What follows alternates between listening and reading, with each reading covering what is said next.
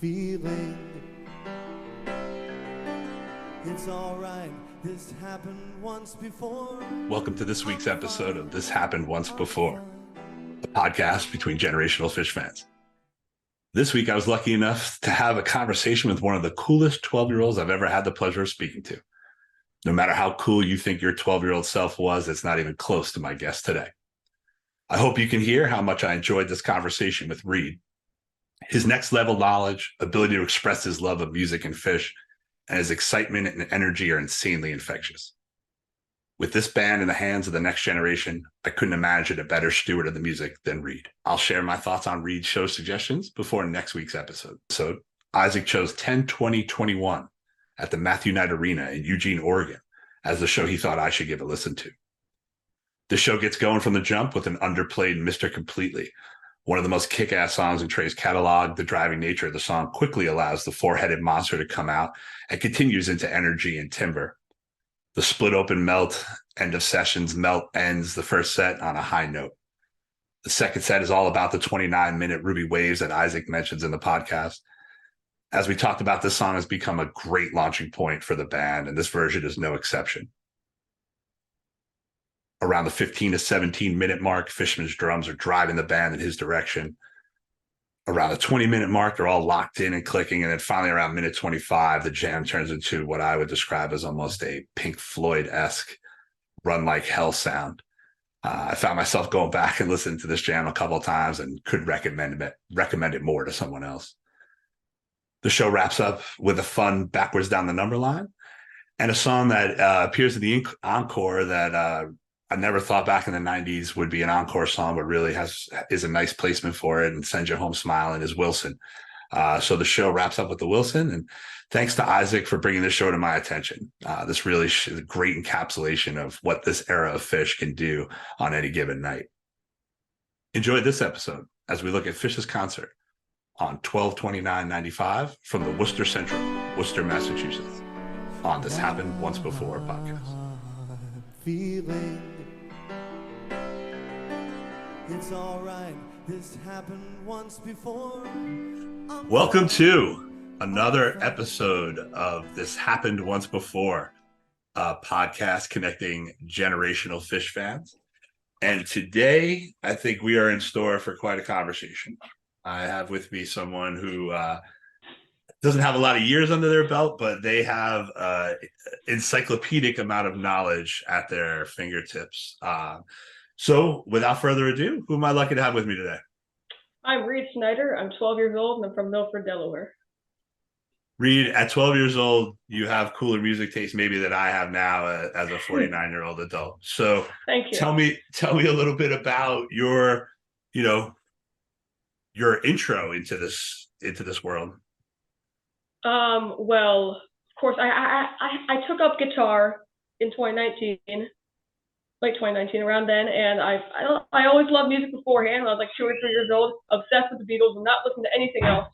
Demanded those, listened to like all of their albums, and I was obsessed. I knew like all the song lengths and all the song titles. It was great, and then I went through my mom's CD collection and kind of kept going, and then a few years back, I heard Bouncing Around the Room, loved it so much, but the rest of it was like so weird. It was like, I don't want to listen to a 15-minute song. I'm 8 years old. And it's just like, yeah. But I was really into the Dead during COVID. And then later on, I started listening to Phish and other jam bands now, maybe like Goose and King Gizzard and other bands like that. But it was the CD of a live one that was my mom's beforehand that really got me into the band in total. It was like Stash and Chocolate's Torture. And I grew to love a 30-minute tweezer because it embodies the band. It does, that's for sure. We experienced a little bit of that on that show we're going to talk about later today about that part of the band for sure. But what's interesting to me is that you started with the Dead at a very young age and commenting about for lack of a better word, content of songwriting, right? Not really attracting you on that first go around with Phish.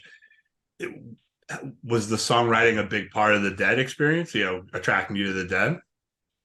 Yeah. I thought Well, of course, I didn't know Garcia Hunter as people at the time, but I thought their words were incredible in songs like Ripple and Eyes of the World. I thought it was just like gorgeous writing, and the lyrics were so interesting, which I don't know, kind of make me like them more, even with all their jams and interesting elements.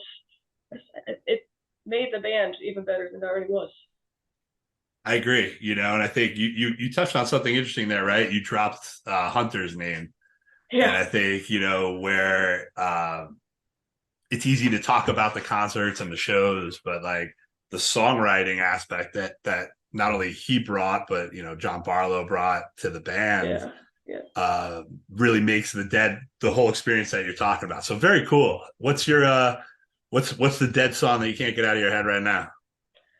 Um, ooh, that's a tricky one. My favorite one was beforehand Scarlet Begonia's Fire in the Mountain, with the Cornell version 77, because Right it's into like each other, right? it's perfect. It is there. Every note is amazing, and there's nothing wrong with it. I will stand by that my entire life.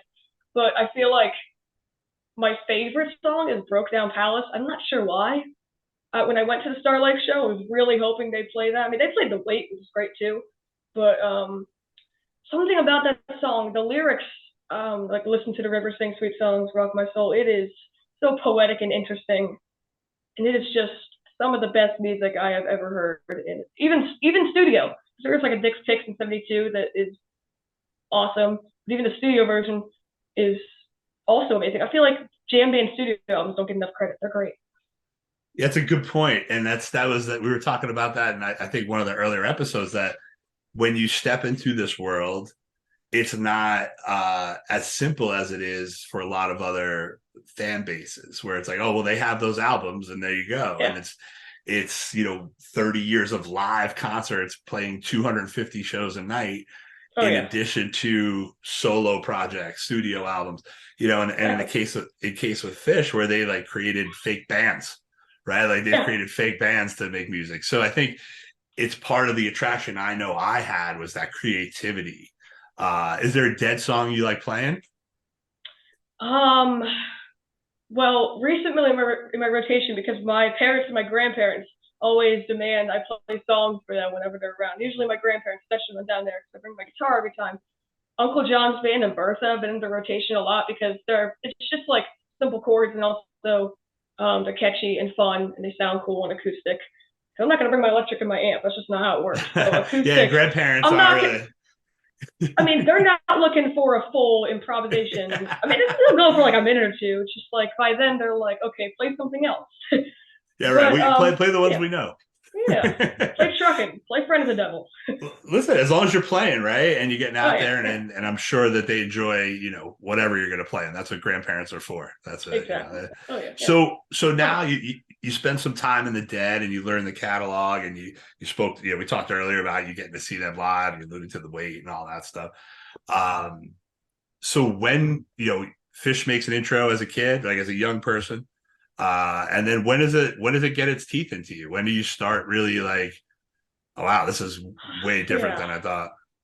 Well, I want to say like, I don't know, it was like we were back in school by this time. It was like late 2021, 2022-ish is when I like dove into their most famous shows. I even spent one day, I listened to the entirety of New Year's Eve 1999, which I'm very proud of that because that was a long show. That is a long show. Yeah, it's all-nighter. That's an all-nighter. Oh, it sure is.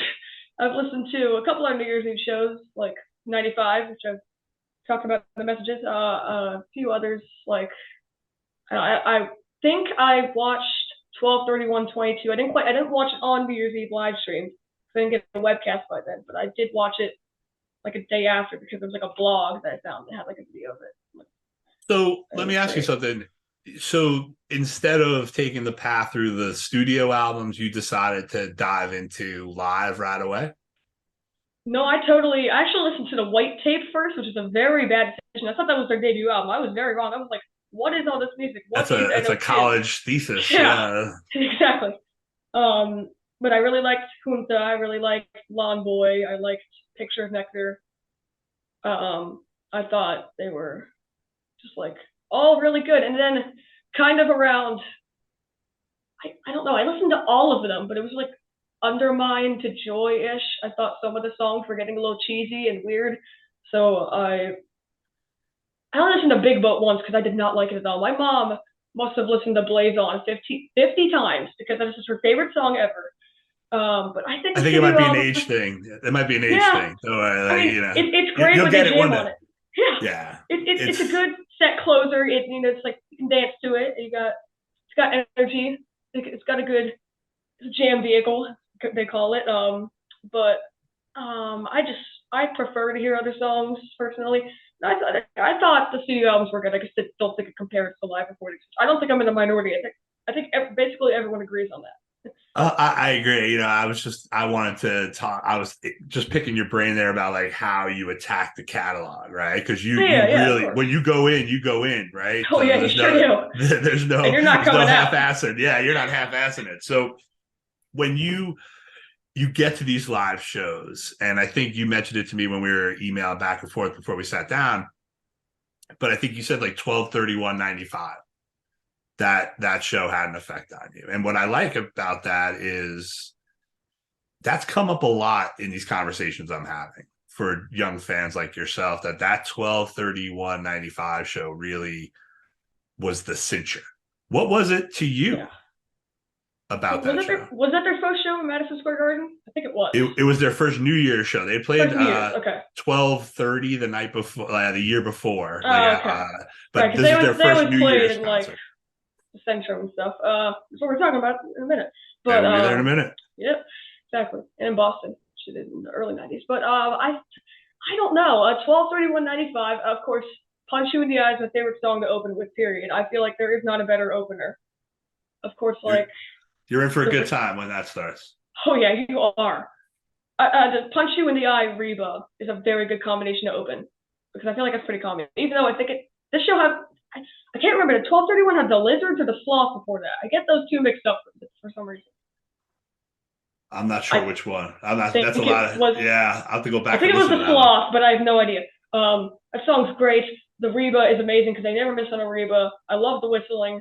I don't care what you say. The whistling is amazing. It is one of the best parts of the song. I am bummed when there is no whistling. Colonel Forbin's "Sent to Fly Famous Mockingbird" might be my favorite Phish song, or at least segue into each other. I'm mad they don't play it that much because it's just amazing. Maybe at the festival, I don't know. I was gonna say, festival.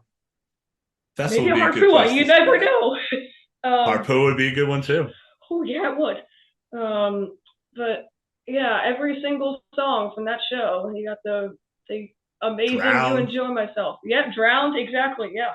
I love the Quadrophenia songs. Like a real me. That's the show we're talking about, which is that's right. We're gonna get there a little bit. They're Halloween shows. They never miss on those. I love I love the Talking Heads show and the White Album show and even the Sci-Fi Soldier and I don't even know how to say it, Katzbach Vax. I have no idea to say that, but the sounds right to me. Yeah, sure. The Scandinavian show. The Santos. I like that. Yeah, and there were some good songs that came out of that for sure. Even some amazing songs came out of the Haunted House album, right? Oh yeah, I like Martian Monster and Your Pet I love Martian Monster. I love Martian Monster. I think it's a great, really good 21st century Phish track. Exactly. So if you were to recommend, like you've listened to a lot of concerts, you listen to a lot of the shows, what show do you like to recommend to other people to listen to? Well, that's a tough one. Well, I'd probably a live one was what drew me in, so I guess either that or there was one show from 2000 that was on a live Phish. I want to say 624, like a Japan show.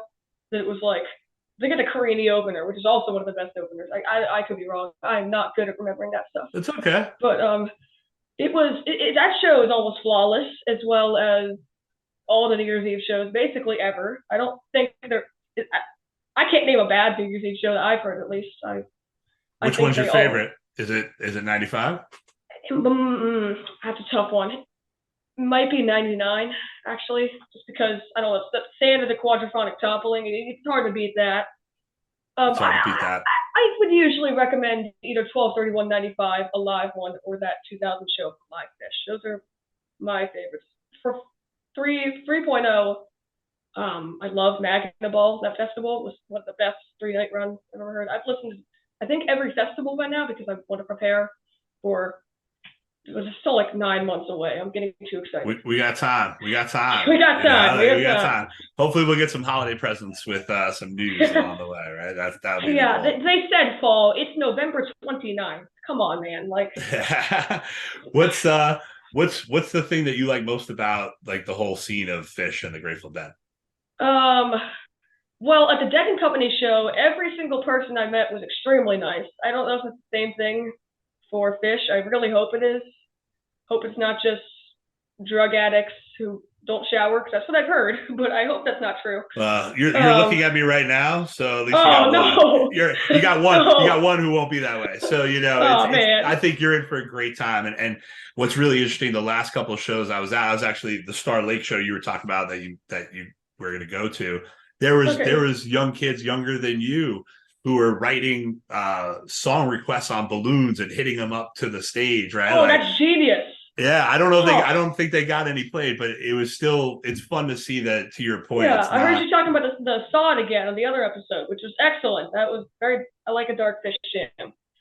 A dark Phish jam is always is good Phish. Yeah, I think that's we see a little bit in the show we're talking about. It kind of rears its head. Creature from Mars. Well, yes, that was your when you had responded back to me initially. You were excited for that one, and they don't disappoint when we get there.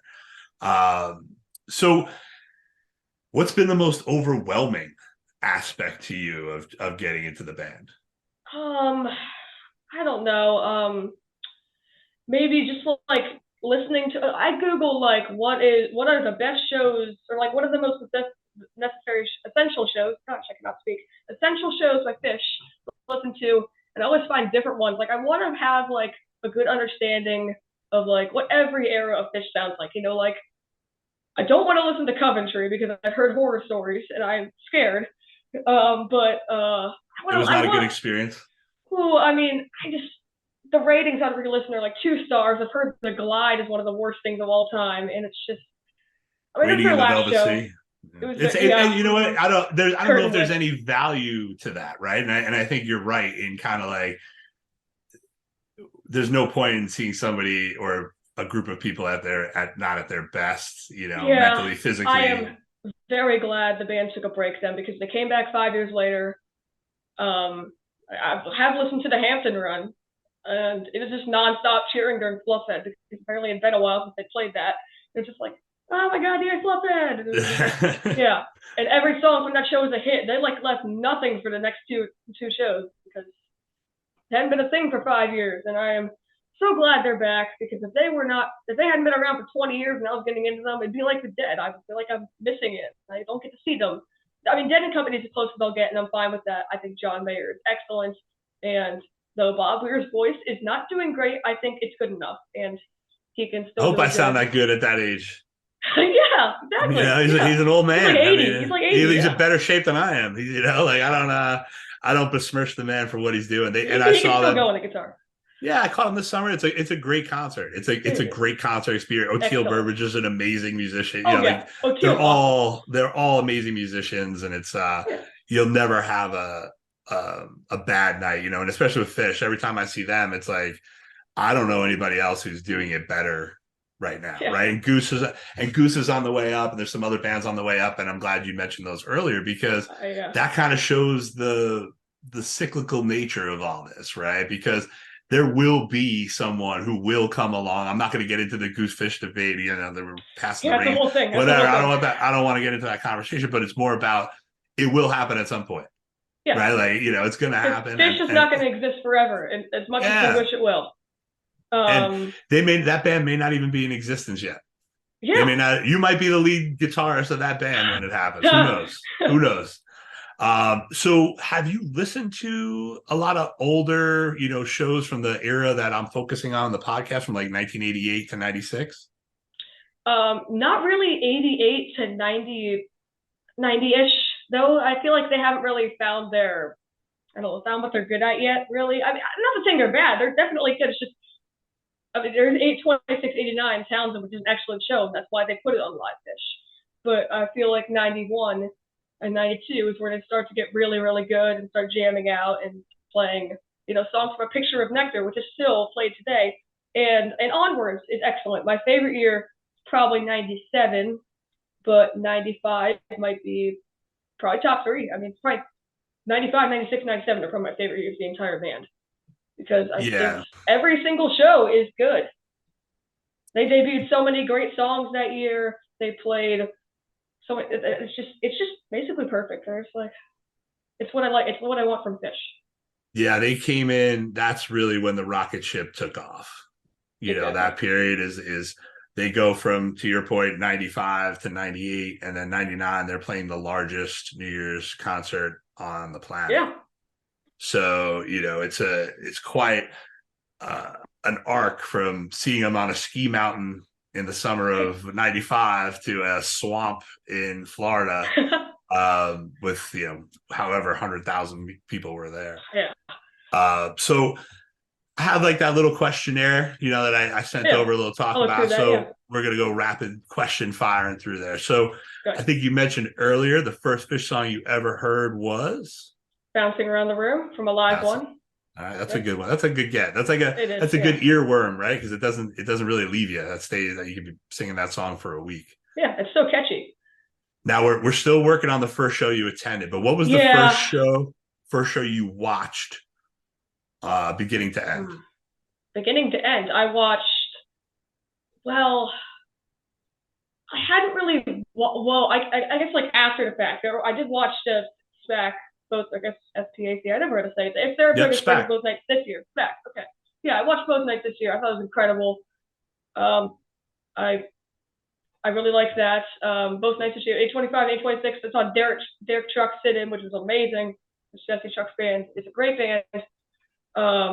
But there were a few. I watched the Raleigh 2013 or something show, because they live streamed that on YouTube back when it was played.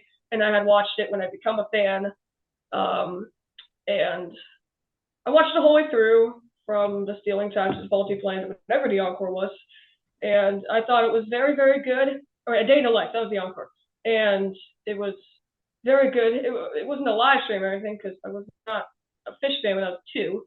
That would be awesome, but Goo Goo Gaga Gumbo, like I can't do anything like that. Well, so. you got plenty of good years ahead of you to see him. Yeah, of course, yeah. But yeah, it was that show, and of course I've listened to other shows, but for watching, that was basically how it went. All right, when you walk into that first Phish show that you're going to go to, what's the song that you got to hear? Oh, to open?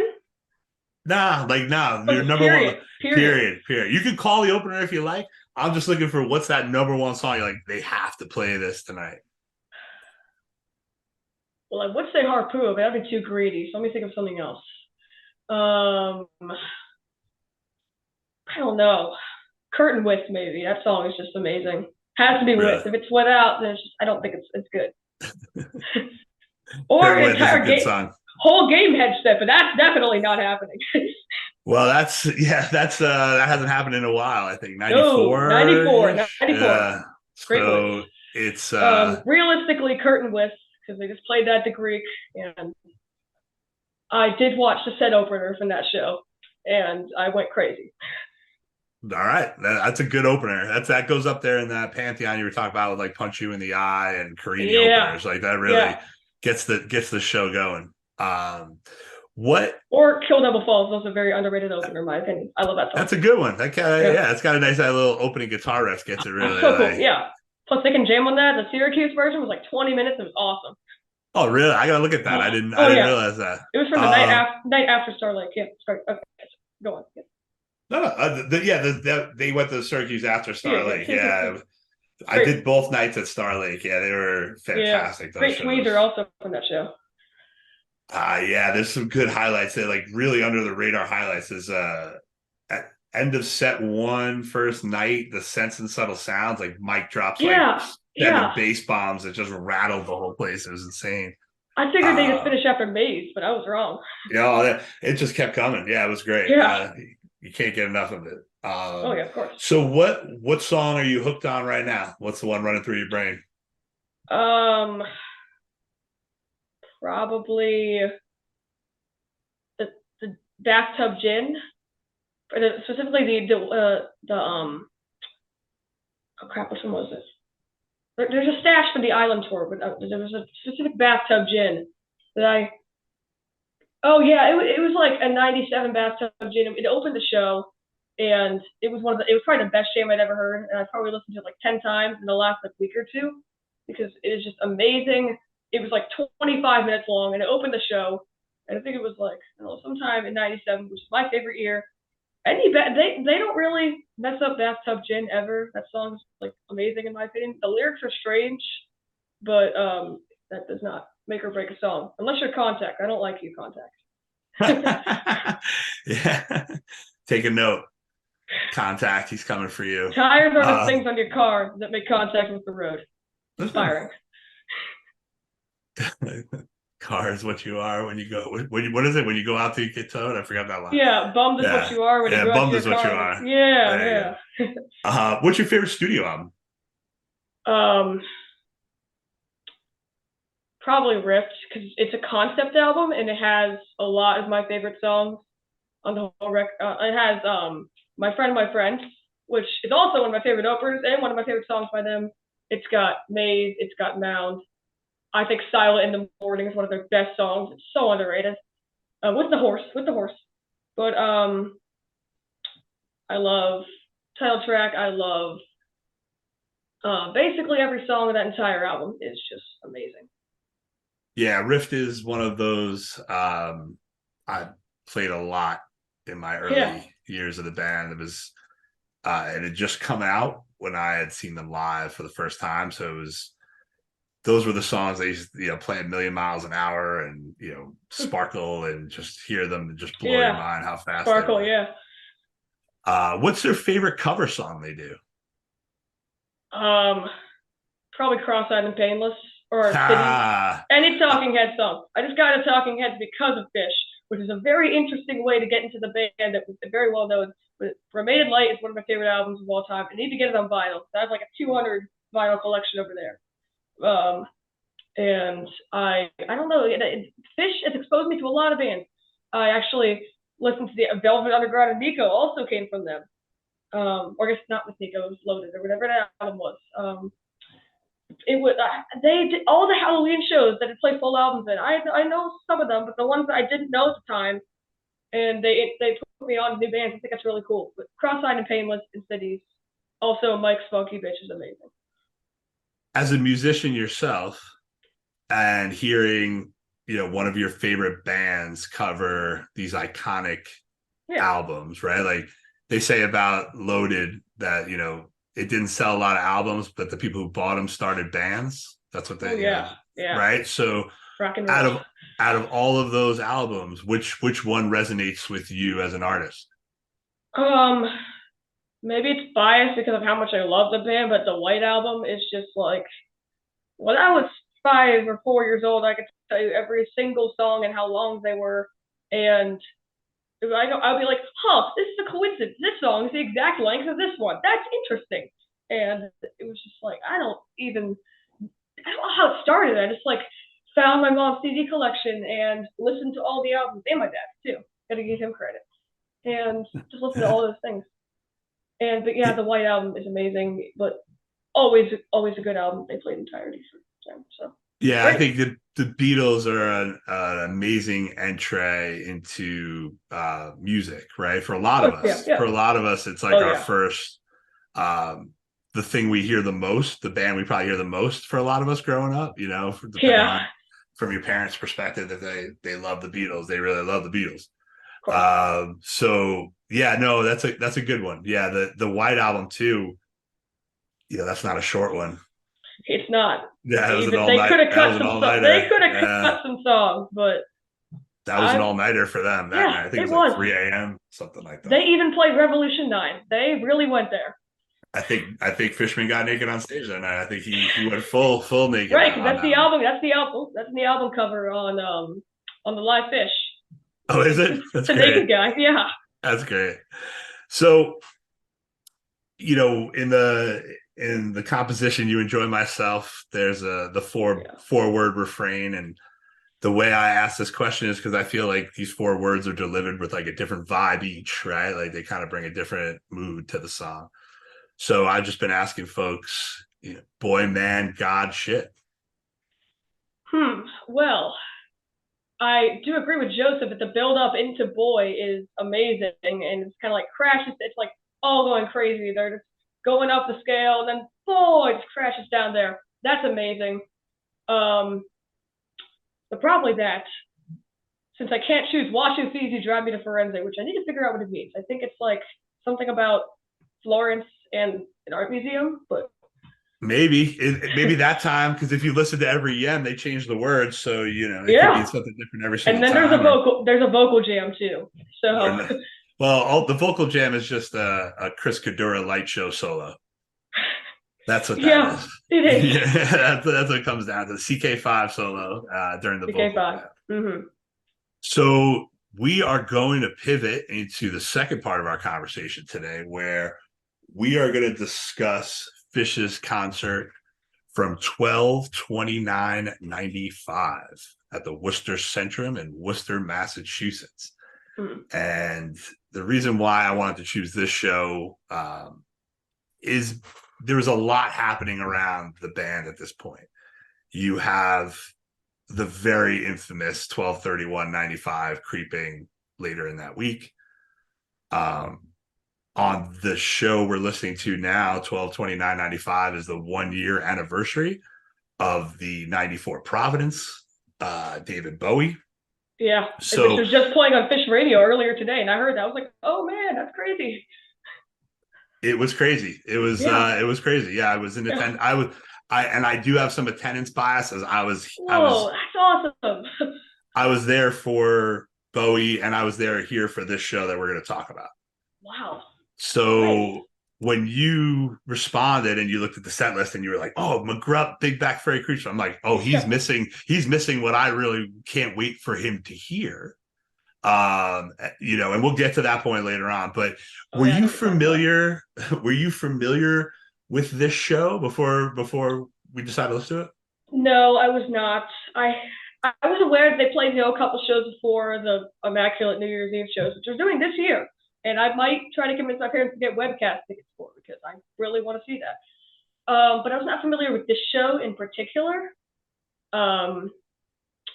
So I was really excited to listen to a new one, because listening to a brand new Phish show and then talking about it with someone is like a dream come true, because I don't really have anyone to do that with. I do have a friend who has seen Phish and is a fan, but probably wouldn't do something like this with me. So this is amazing.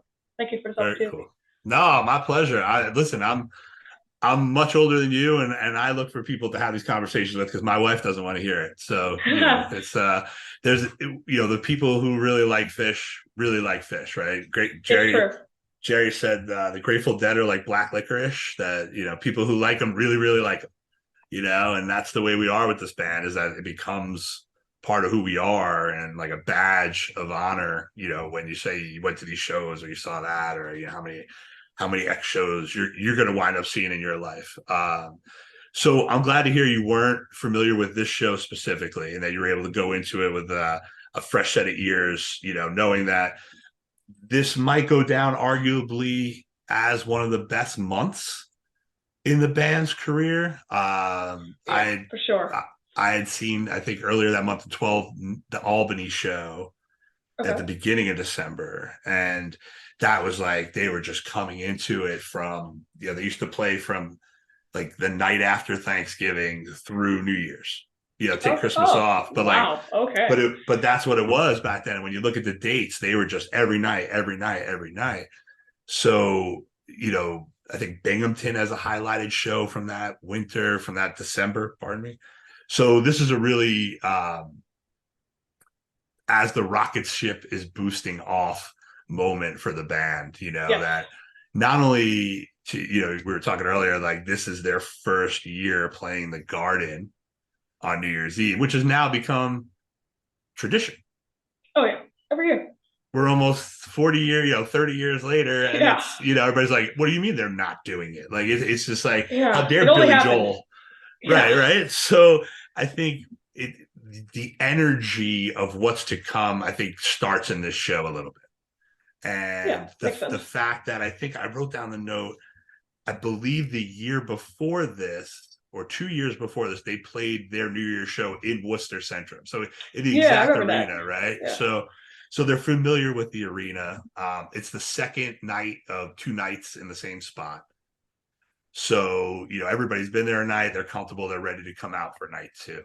So the second night of 2 nights, I think from right off the bat, you can tell the crowd is going to be in lockstep with them pretty much the whole night. And I think, to your point earlier, what you said, they start off with one of those great openers that Oh yeah. you were Oh talking yeah. about. So my friend, right out the gate. What did you think? Yeah. Easily one of my favorite songs by the entire band. I love like the pretty sounding, nice little like 2 minute opener that it makes it sound like it's gonna be a nice, pretty song, and then it goes really dark. My friend, he's got a knife. That's just like the complete opposite of what the first part is, and I love it for that. I think it is perfect. It combines to make a great song that usually doesn't go too long, but is still amazing nonetheless. The ending Yeah. is also amazing. Well, and then much like, your debate earlier about getting the whistling or not, with my Yeah. friend, you get the laughing or not. And Yeah. this version had a lot of cackling and laughing Oh and yeah. that energy. Yeah. Yeah, I wrote a spirited my friend to open the show. That's yeah, just It was about. it was really high, high energy right away. The crowd was into it, and that I thought transferred over to Poor Heart, as the second slot there. Yeah. Which, Poor Heart's the Poor Heart, unless they're gonna get real weird with it. But if they're gonna keep it a straight ahead bluegrass song, we'll call it. Sure. Yeah. Blue rock. I don't know, what do you want to call that? Bluegrass works, I guess. All right. Could get too technical. I'm not sure. So they take that energy, they run through Poor Heart, real standard Poor Heart, but keeps the crowd, dancing. And then comes a very 1995 Down with Disease. Oh yeah, Down with Disease in the first set is. I feel like it works best either like early first set or second set opener. Like the MSG run, the night two, they did. I don't remember what they opened with, but it was that, and then Down with Disease was the second song, and it was like 20 minutes, and it was amazing because the night before they did a 20-minute Wave of Hope in the second slot. That whole MSG run, they just had an amazing song in the second slot, and Down with Disease, when they go for it, they really go for it. I love it. It's super catchy. That this is really wonderful, but down on my way. I feel like it's just it. The hook works really well, but then the jam is a million times better. It's just Hoist is great, even with the studio version. With I think they said they recorded with like Alison Krauss during like a studio fire or something ridiculous that happened. She's on If I Could. If I could, sorry, yeah, Yeah, she sings on If I Could, but like this version, yeah, this version, listening yeah, to it again was like really 95 rock and roll when you get yes, to that, towards the end. I'm trying to look here. It's 7 minutes. So, to your it's point, not too nothing, long, yeah, not too long, but enough to make an impression, right? of course, yeah, To keep that energy going. And I think what's interesting there is that the first, we'll call it the first thing I was interested at when we came across the set was to know, have you ever heard The Taste That Surrounds? The no, next song up. I have not. So was that It's your like first experience with it? yeah, I think it is. Of course, I know Taste, later versions of it. It's great. It follows the same sort of area. It's just it changes some parts of it, and I don't. It's just a. It's really it's interesting to hear a song I had never heard before from an era where I feel like I had already heard every song. It was That's just interesting. Yeah. yeah, And I think as a fan at that time, right, what was cool about this is that you got to witness the evolution of this thing in real time. So mhm, you have this Taste That Surrounds, as it's called, that turns into two different songs, Taste and Fog That Surrounds. And then, right. but by October of 96, like that taste is on Billy Breeze. It is. Right. Yeah. So like less than 11 months later, 10 months later, the song is refined into something else. So when I saw this and I started hearing it, I had a smile because I was like, oh, I wonder if Reed's ever heard this before, like this kind He of hasn't. thing. It's just like when I So was, go ahead. no, go. It's just when I was listening to some really, really early shows, like 85 and 86, they were goofing off and they did like a version of Run Like an Antelope called Roll Like a Cantaloupe, and it was very silly. Yeah. And it's hilarious and I love it. So, stuff like that. It's just like they're either having an early version of a song, it turns into something else, or they're just like changing up the lyrics a little bit. And it's just, I love that of Phish. They can do whatever they want and fans will still love it because it's amazing and everything they do is perfect. Yeah, I mean, yeah, wow, that's they better not be mess up around you. You got them up there, but I think what we're talking about too with that song, and you alluded to, one of your favorite covers now is "Cross-Eyed and Painless," is that this was one of the first songs that really had Fishman as a serious singer in the mix. Yeah, where he was holding down that fog that surrounds type of that song, where it was just him and Trey versus a traditional, Trey and Page. So, it's just another evolution of them as they come into Billy Breeze, when that comes out, which people get tired of hearing me saying this, but I think it's their American Beauty. Like that's fair. It had Free and Waste and Prince Caspian. It had some big ones. It's just their songwriting, right? Like everything just came together course, there, and the tone is beautiful. So we fade out of the taste that surrounds another 7 minutes, right? So we're getting hit with these 7-minute jams, type 1, straightforward. Then we slow it down for a little bit with not too slow, but like a little funk reggae to NICU. Thoughts? Sorry? Thoughts? Oh, thoughts. NICU is it's one of my favorite Phish songs. I wish they'd give it more like a jam treatment, like they did with Lawn Boy on the jam filled night of Baker's Dozen. I feel like I always said that about Golgi Apparatus too. I feel like those songs could really use like an amazing long jam.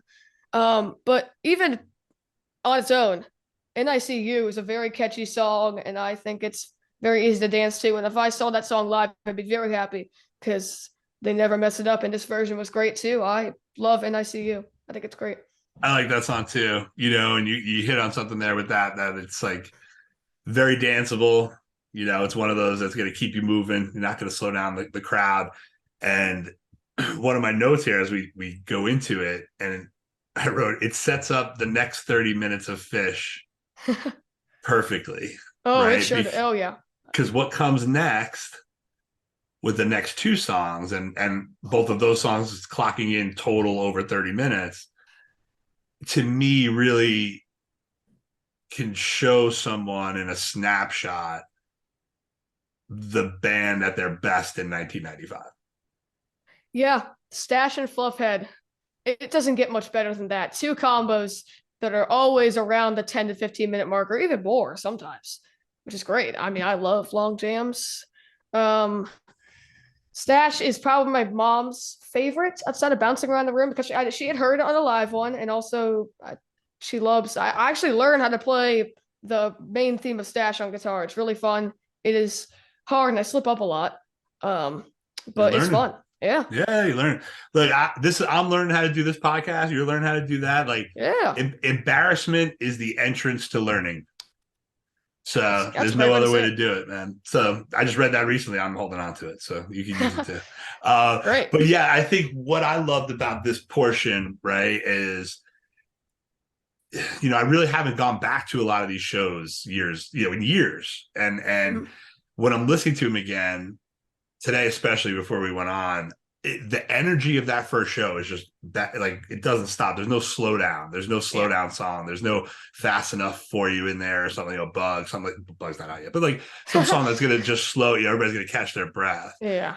And then with Stash, it's definitely the most type 2 jam of the first set. Yeah. The thing that I've always loved about them that's got me in since the go is when the four-headed monster takes over and I just hear Phish. Yeah, that is Phish. It doesn't get more fishier than that. And I feel that stash got really locked in, and Fishman and Mike started out playing like this real, almost tribal like sounds, and he was really low on the drums with like, Paige and Trey were just laying over it. And I'm sitting there listening to it. I'm like, this is unrelenting, this stash. Yeah. They're not bearing any expense. I guess that's not the right thing to say. They are doing everything they can to make it amazing, which is what they do every night. Even nowadays, they never cut any corners. They're just being Phish, doing crazy jams, doing what the fans want to hear, which is crazy jams. And that's what they're going to get because you're going to see a Phish show. And do you hear something in this stash, this type of jam, compared to say a jam in the 2000s, 2010s, 2020s? Like, what is there something different that you're like, oh, whoa, I don't hear that anymore? Well, Trey, I feel like, of course, he's still an amazing guitarist now. He's not like bad by any means, but he just like peaked in the mid 90s, in my opinion. I feel like that's just where he was the best and played at his highest level and played fast and the best notes. That was weird, but it's just like it all goes together so well. And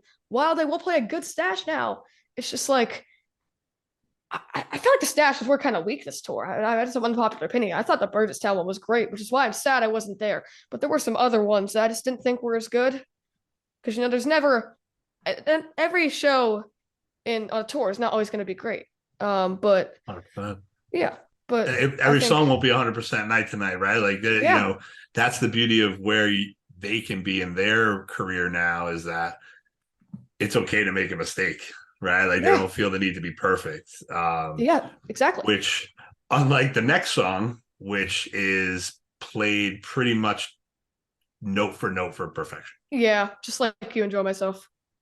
I listened to it and I'm going back and forth. And that's why I said about this next 30 minutes really being a snapshot of who they were, and you have this 20-minute stash that's exploratory without being loose and really tied in as a group, and then to switch over to a 15-minute opus that has 26 changes or something stupid like that's like the hardest song in the catalog, and played to perfection. They played that song to perfection on that night, and you could hear what I assumed to be a lot older fans in the audience at that time, because they, Boston, Massachusetts, that whole state was kind of like their home away from home at that time. Yeah. Right. And you could hear those opening chords, those Fluffhead, everybody knows those songs. Oh, I know it. I'm on that one. So yeah, you hear any recording of Fluffhead is like the crowd's like, oh yeah, I used to hate crowd noise when I was little. I used to be like, oh, they're all screaming and I can't hear the music. I was like, old man yells at cloud. It was like, but now I love hearing the crowd get excited for a song that comes on. Like when there's a segue into another, it's like, oh, here's the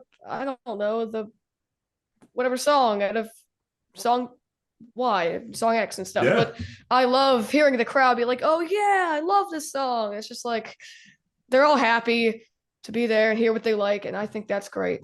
More power to them. That's the beauty of this band, man. Like that fact that noise that washes over the arena when they walk on stage is for everybody. That roar, we're all happy to be there, ready to have a good time. So, well, the energy doesn't stop. No, it does not. The energy doesn't stop until they take their instruments off. But and it's llama, it's a pretty long llama. I think it was like 5-7 minutes long or something like that. It's 5 minute long llama.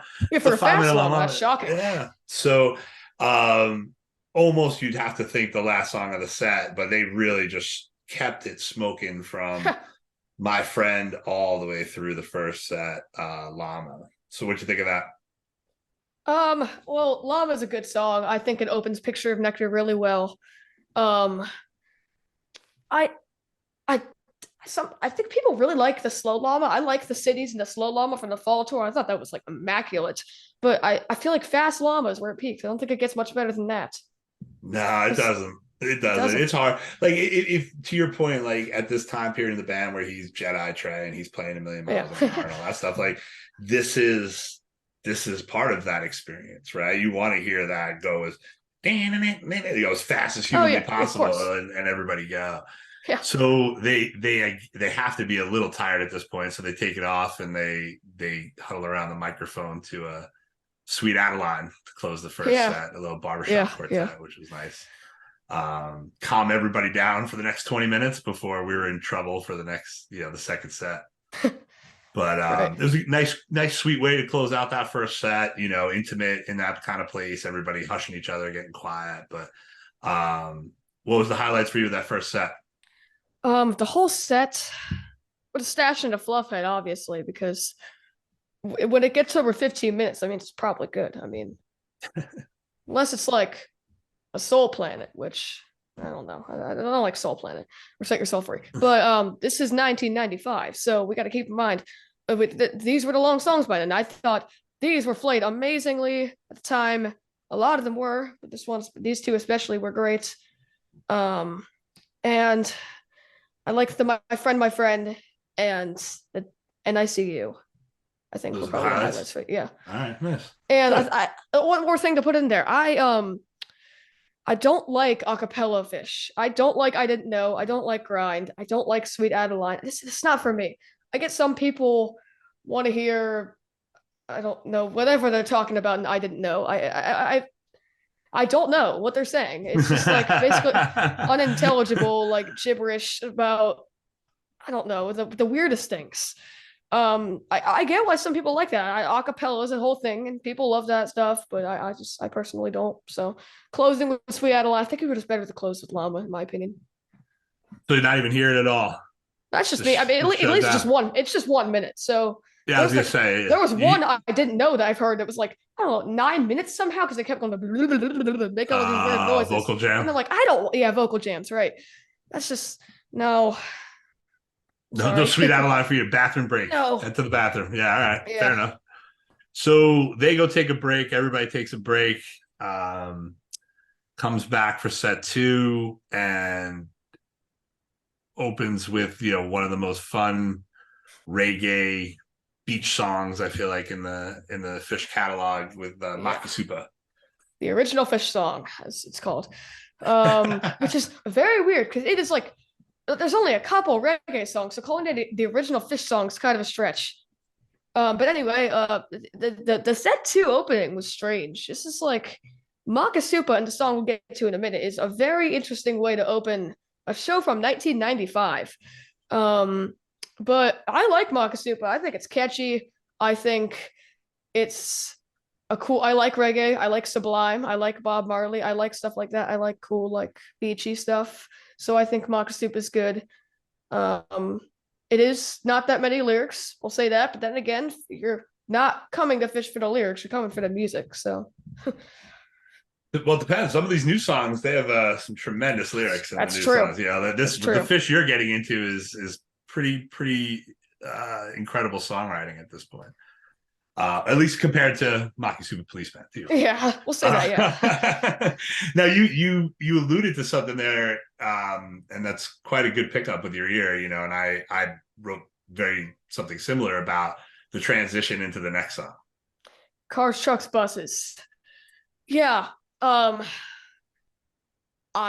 was one show, it might have been Wilmington Night 2 in North Carolina, where it got canceled. They opened with Cars, Trucks, Buses, which is just the strangest opener. I mean, even at this time, oh crap, pop filter. It wasn't even on an album yet. So I get they play songs before albums were here, but something like Cars, Trucks, Buses is just like a strange instrumental, weird something like that. It's kind of interesting, especially to like semi open a second set. But I think it's neat. I like Cars, Trucks, Buses. It's fine. Of course, they're not going to play a 45-minute Cars, Trucks, Buses. If they did, I would be scared.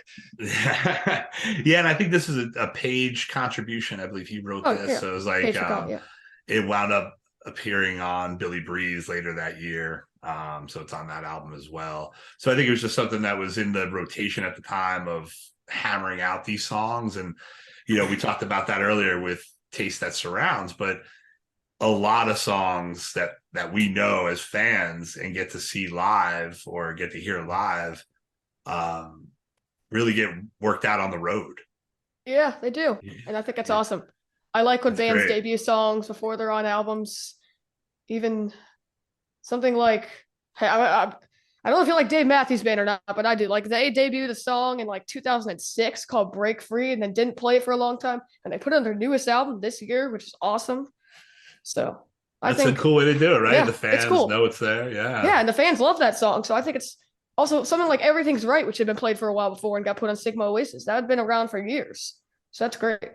Well, that's one of the things we love about this band too, though, that there's probably a couple hundred songs that they have that will never make it on albums that they still play, right? Runaway Jim and songs like that will never be on an album, but still in heavy rotation. So now we make it to the part of the program that this show historically is known for. So, this next part is got its own name for the whole segue of the transitions. And this, the real gin is really what it is. And it is the real gin. This was my, I don't know, under 10th Phish show, like in my life. And this was one of the closest things, if not a thing, like religious experience that I had. No psychedelics, none of that stuff. It was just, of course, the music and that transition from gin into the real me might be one of the best transitions in the history of rock and roll. Yeah. It's wild. What are your thoughts? Well, gin into the real me back in the gin is very interesting. Did they ever play that before or after ever again? Nope. Okay. They played the real me at Halloween in 95, and that was the first time they'd played it since. Okay, because they played the whole thing of Quadrophenia, which is fair. I mean, it's a great album. I prefer Tommy, but hey, it's a great album. And have you listened to their Halloween 95 yet? I have not. I've heard a few others, but I should listen to Quadrophenia one. You'll listen to that Quadrophenia album a little different, I think. Okay. Well, as I said before, that 97 Bathtub Gin is one of my favorite. It's probably my favorite Phish jam, period. So hearing one like this, it's actually pretty close. How long was this gin? It was like really long. That's a good question. I think it's like 20 plus. Yeah, that was like 21. Let me pull up the set list. I should probably do that just in case. 20. Yeah, about 23 minutes. 23 minutes. Okay, well, that's good. That's a great length for a song that deserves to be played long because it's amazing. All together, yeah. Because even the real me went on for a little while, which is great. I played the full version. I think the real me was like 9 minutes of the jam. Yeah, it looks like it was. Yeah, it really was. Yeah. So that's the part that honestly I thought the whole place was going to collapse because it was it took, you could hear the crowd. It takes a little bit to everybody understand like what they transitioned into. But then by the time Trey is screaming like Kenya, like the place was electric. I got goosebumps. I still get goosebumps talking about it. So it's cool all this years later to hear it still stand up on tape, that like, wow, that is real legit. Like that is the real gin. Does it hang with your favorites? It might, honestly. I'm not sure. So I was saying, even Studio Bathtub Gin is great, even though the live ones are even better. But it's like, I don't know, a song like that has been played for like almost the entirety of when they've been around. There's just so many versions, and I'm never gonna be able to listen to all of them. So it's hard to pick a favorite of a song unless it's like absolute definite, or if it's a song that's only been played once, which is rare, but hey, it's happened. But this is probably stacked up with my favorites if you're including the real me and the gin, I guess, reprise, you could say. I'm going to call it the whole one thing. Yeah, the absolutely. Real gin. The real gin. Okay. I'd say so. Yeah. Good. I'm glad to hear that, all these generations later can feel that, that connection that was going on, not only with the band, but that transition, but also the crowd who's just sounds like they're about to lose their mind in that place, listening to it all these years later. So now we get into the part that you were most excited about when you looked at the set list.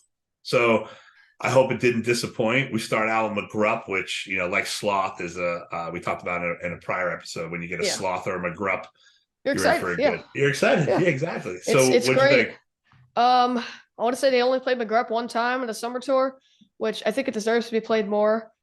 Even though I still don't understand what he means, like he looks too much like Dave. I don't know. Maybe I gotta read more into Dave's energy guide. Like Dave is in there in a couple of different places in Phish lore, I guess. I don't know. I should read more into the Amanda Stephanie yesterday. But McGrupp and the Watchful Hostmasters into Big Black Furry Creature from Mars in the jam is what I told my mom was probably my favorite part of the show. And she was like, "What did you just say?" Because it's like a lot of words that don't really usually fit together in a sentence. Yeah, that's very true. But I think it works surprisingly well. We got McGrupp, which is it's very good. I wish they'd play it more, and I think I love when Trey gets into it because he definitely did in this one. It was about 9 minutes, and into Big Black Furry Creature from Mars, which is rarely played, unfortunately, because I think it's hilarious and awesome, and usually never cracks over a few minutes. It's definitely their most punk. Yeah, it is ridiculous. I don't think I can name a song anything like it. It is absolutely wild. But I love it. I'm saying I love all these songs because I love Phish as a band. There's like almost nothing bad about a show besides Sweet Adeline. I'm sorry. But I didn't know Sweet Adeline. We know the ones you don't like. But I think I'm trying to remember this night. I don't know if it was this night or another night where Trey was running around the stage with a megaphone, like all the way around the stage, like behind the stage, run out, like while they were just jamming on Big Black Furry. I'm trying to remember if it was this show or Albany that month. Yeah, it was just sometime in that month, I believe. And then the jam that came right after that was it's crazy. It's so spacey. It is. Coming out of a song like Big Black Furry Creature from Mars, and it's just like crazy energetic, going to this weird, spacious, like kind of solemn jam that is really interesting, and I love it a lot. And I kind of wish it went on for another 10 minutes or so. And that was just Mike and his bass I love Mike so much. That's why he got a song, Mike's song. That's why they made one just for him. That's right. That's right. And I think it's interesting to hear in 95, in that jam, you hear some of the playing. And I mentioned this in an earlier episode that right around that time, there was a movement in the crowd that was, soliciting people for a louder mic, to have Mike turned up in the mix and stuff. So I totally agree. Totally. Yeah. And 100%. Now you hear it, some of that funk that was even in that jam a little bit, and that kind of comes out at the end when they come into, ZZ Top's LaGrange. Oh, yeah. I saw ZZ Top live at the Delaware State Fair last year. They were awesome. They played all the great songs. They brought out the fuzzy guitars from the MTV video for Legs. It was hilarious. That's amazing. I know, it's awesome. And the band was amazing. And this cover of LaGrange, I think is amazing. The crowd definitely got into it. All the covers from this show, the crowd definitely loved. We'll get into one more later. This one. LaGrange was in common rotation at the time, but kind of disappeared, and I wish they'd bring it back.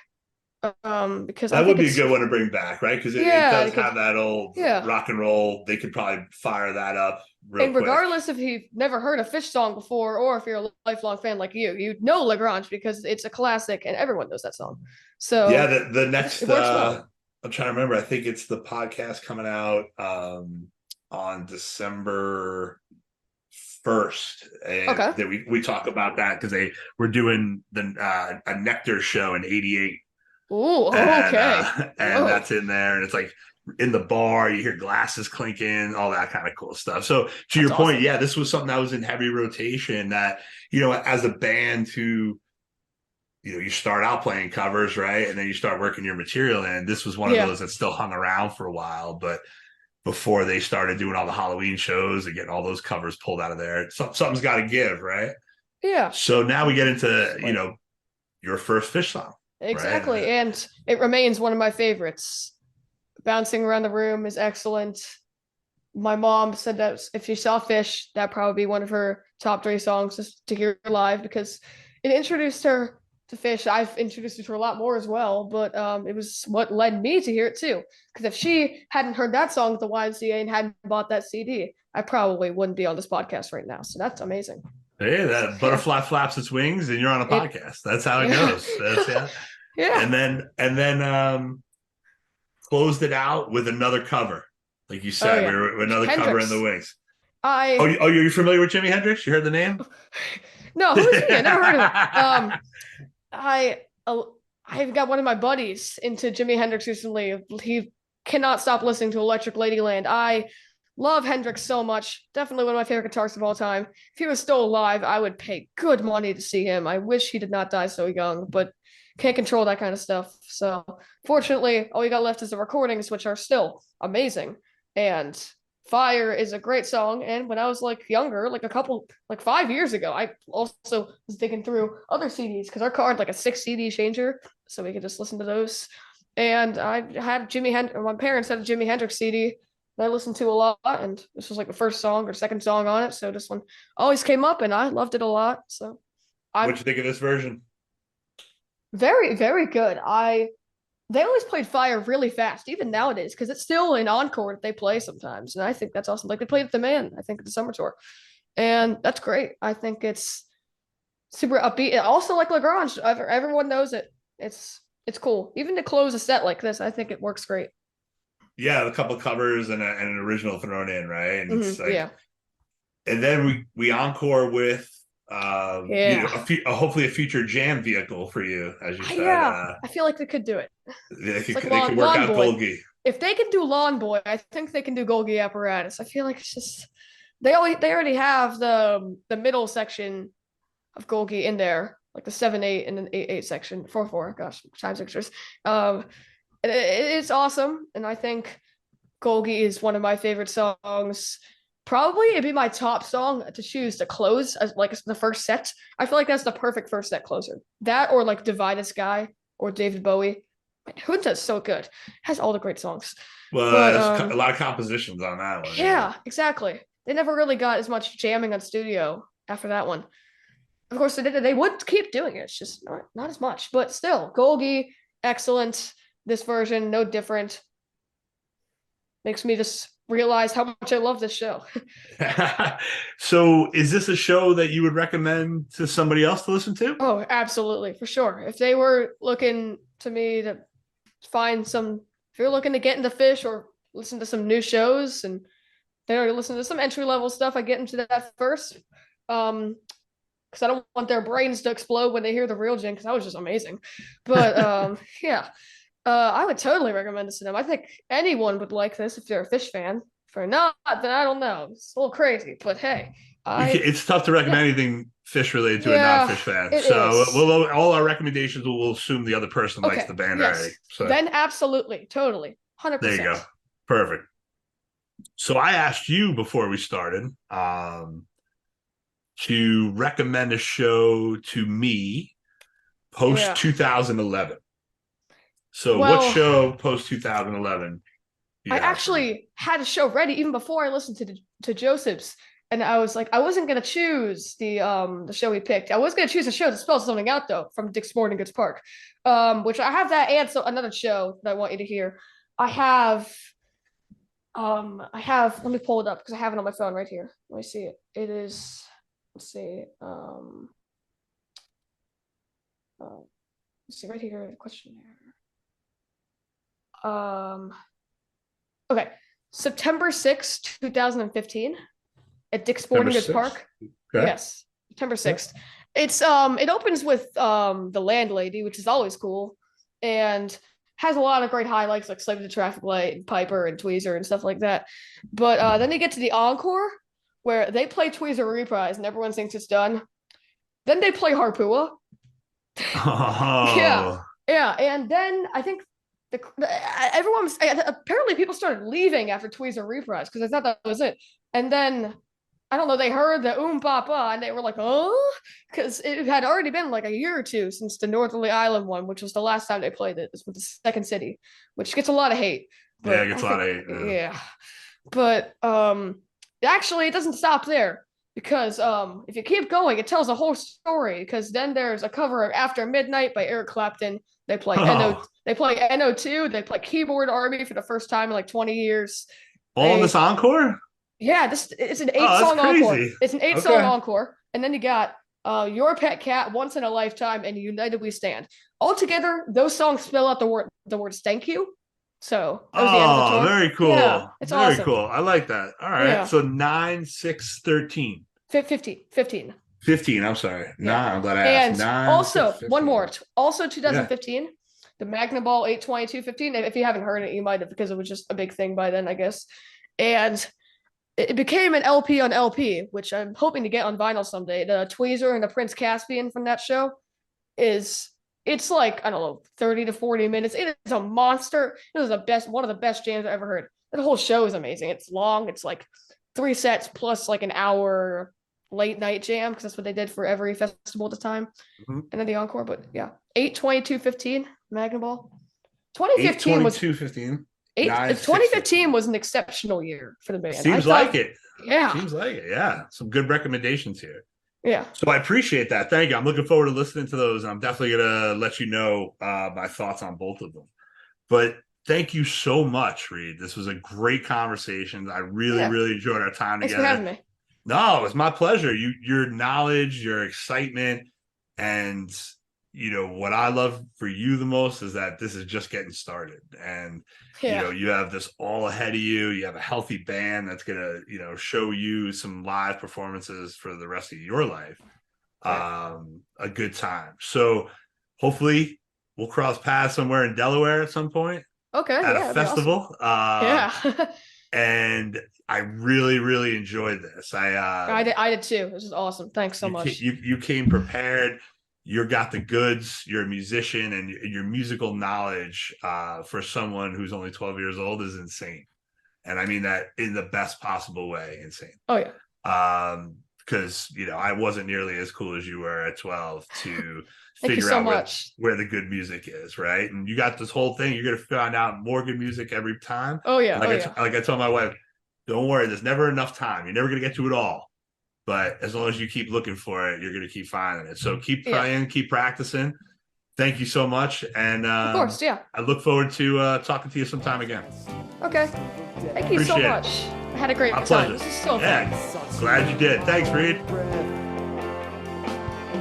That I have breathed since I was 10. I hope this happens once again. Thanks for listening. If you're an older fan who'd like to recommend a show from 1988 to 1996, or a new fan who'd like to be part of an upcoming episode, email the show at happenedoncebefore@gmail.com. Again, thanks for listening, and I hope this happens once again. Sucks from me, my only breath that I have breathed since I was 10. I hope this happens once again.